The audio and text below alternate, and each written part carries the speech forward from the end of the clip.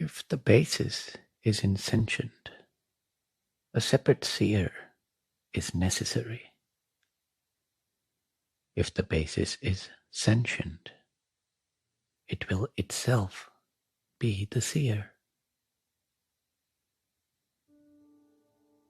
I came upon this statement by chance in the translation of an ancient text called Vichara Mani Mala, the jewel garland of inquiry.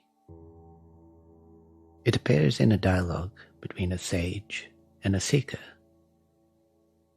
and this dialogue itself was handpicked from a much larger text by none other than Sri Ramana Maharshi, one of the most esteemed and well-known sages in recent history.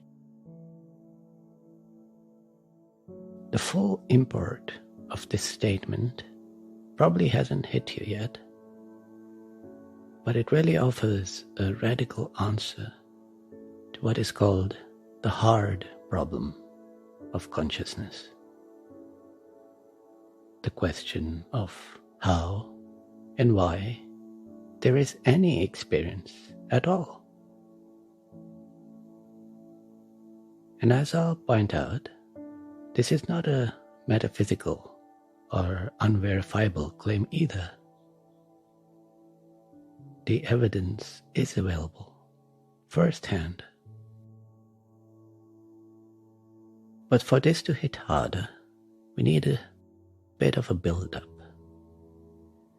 We need to consider the depth of the hard problem. If the basis is insentient, a separate seer is necessary. All human thinking and knowledge assumes that the basis of the universe is insentient, that sentience appears later, and there are all these separate observers, sentient entities, or conscious beings, living things. And because of this assumption, we hit a hard problem. What exactly is the thing that is conscious? And how does it come to be conscious? This problem is hard, not just in the normal sense, but in the sense that the entire sum of human knowledge offers no clue to how this can even be possible. We have no idea of what an answer would be.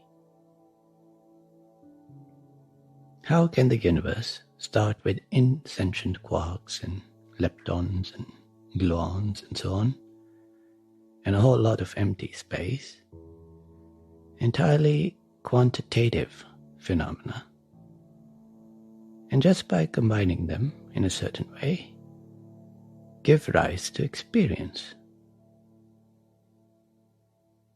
Colors, music, love, hate, even what is called physical sensations are not at all physical. They are not quantitative. They are qualitative. An entirely different category to the stuff that science can even deal with. Splitting things apart in all the particle colliders doesn't help here. Because no matter how much you split things apart, you just end up with a whole lot of nothing and little bits of insentient stuff. If we turn to neuroscience, the study of brains, it offers no clues either. Brain chemistry is based on the same physics. It's all insentient matter. We can correlate certain patterns of activity in the brain with certain experiences But that's about it. This is the perplexing view if the basis of the universe is insentient. If this is the case, we need to identify what is the thing that is conscious. Because that is the only thing any of us truly care about. If the basis is insentient, a separate seer is necessary. In addition to the seeing, there should be a seer. In addition to the experience, there should be an experiencer. But there is none to be found. In your own experience, it is quite obvious that there is seeing. But from that first-hand point of view, can you see the seer? You can only see skin, reflections of light, and so on. What exactly is looking? And from the view of science, again, there is no observable thing that can be pointed out with certainty and said, this is what is conscious. So the case is not looking strong here. There's no evidence to support this hypothesis that the basis is insentient. Because a seer, a separate seer, cannot be found. But most minds can't even fathom an alternative.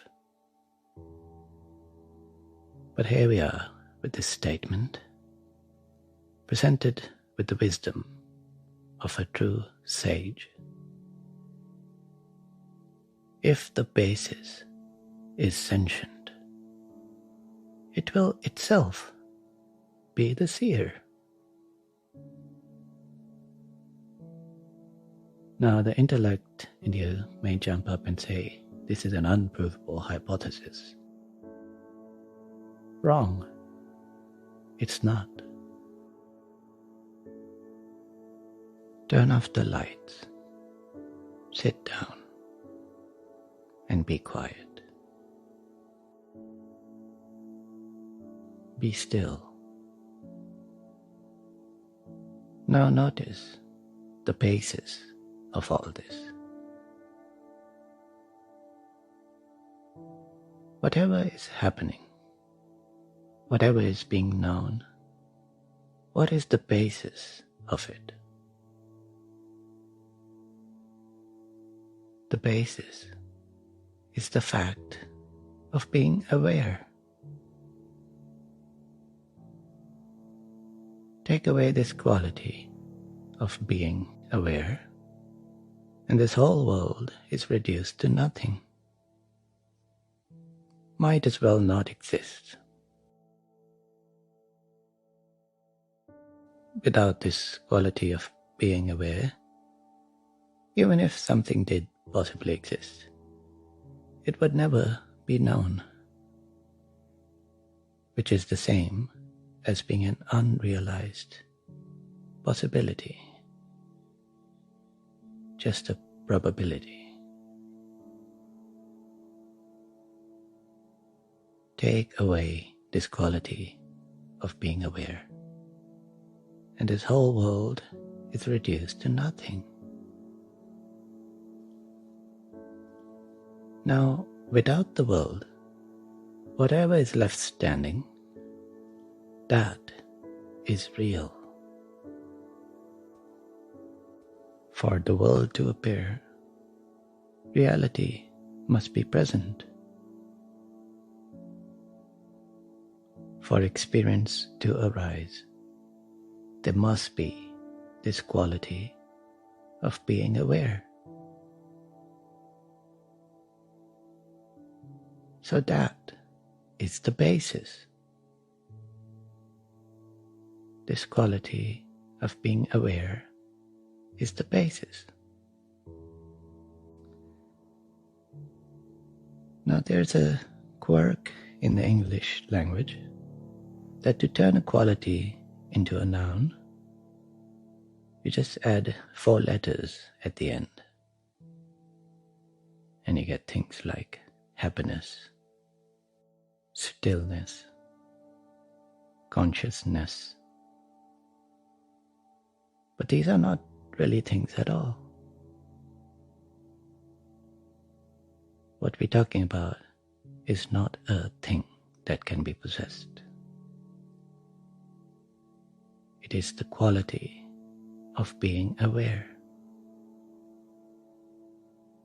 Awareness. Awareness is aware.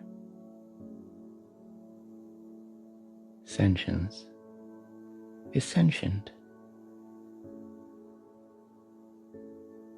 There is no separate seer or experiencer required here, because the basis is sentient.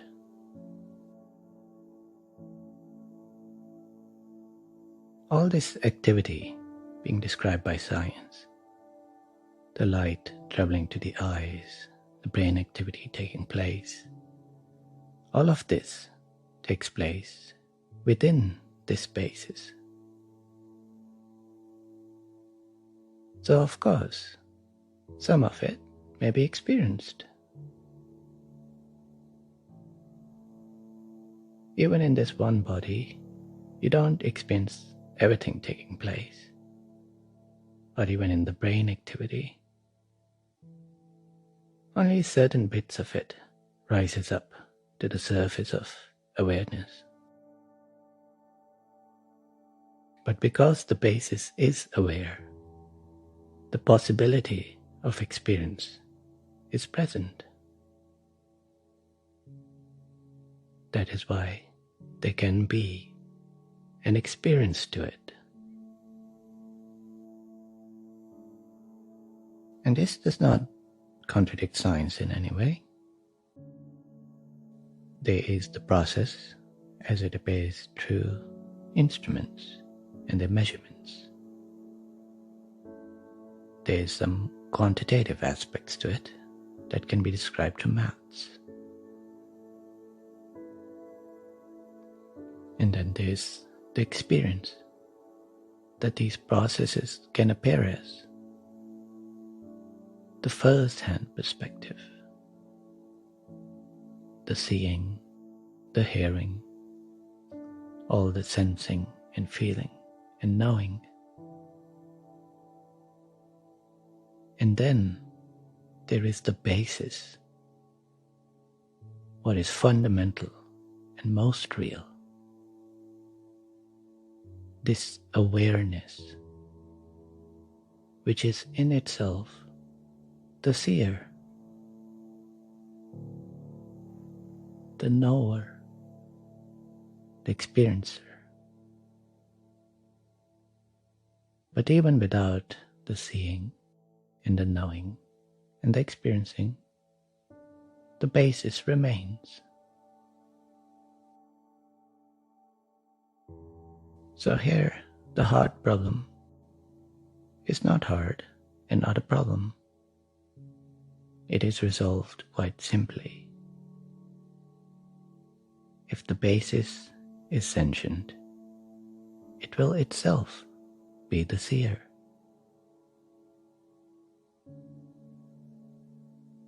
One step back from the intellect, the basis is present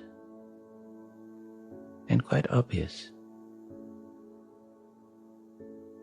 It is you. The entire world before you is subjective, and you that are aware are the basis for this entire subjective world. You are not to be found in this world. Try as hard as you like. None of the answers that your instruments will provide you will be fulfilling, because you cannot be represented by an equation. You cannot be described in words. And even experiences can only paint hints of what you are. Nothing can fill you more than the clear knowledge of your own true quality, the quality of being aware.